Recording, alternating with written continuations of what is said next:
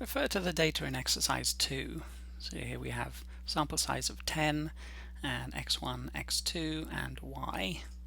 And here's a matrix plot of the three variables. And this is the estimated regression equation with x1 and x2 as the independent variables.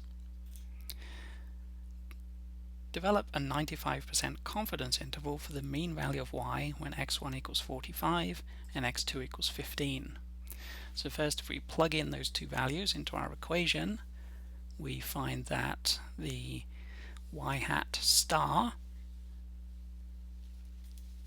comes to 143.157.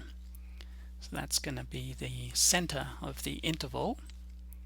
And next we can use Minitab to find the standard deviation of y hat star, and that comes to 4.64909.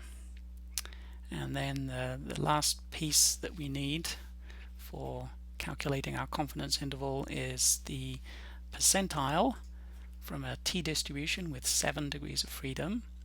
And since we're doing a 95% interval, we'll use 2.365, which has 0.025 in the upper tail, and then there'll be 0.025 in the lower tail, and we'll have 95% in between. And then if we use those three values in our confidence interval formula, so we'll have 143.157 plus and minus 2.365 times 4.64909. And if we calculate that out, we have a lower bound of 132.2 and an upper bound of 154.2. Next, develop a 95% prediction interval for y when x1 equals 45 and x2 equals 15. So this will have the same center, 143.157. We're going to use the same t percentile, 2.365. The only thing that changes is the standard error that we're going to use in the formula.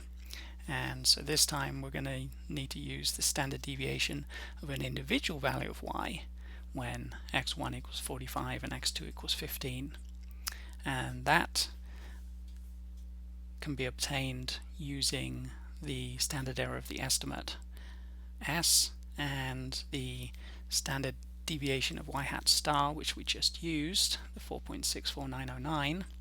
And if we square those two numbers, add them together and take the square root, then we get the standard error for prediction that we're going to need. And so if we calculate that out, that comes to 13.5332, and it's always going to be a bigger number than the standard deviation of y hat star, because the prediction interval is always wider than the confidence interval. And then putting all the pieces together, we obtain the 95% prediction interval as 111.2 as the lower bound, 175.2 as the upper bound. And indeed we can see that that's wider than the confidence interval was.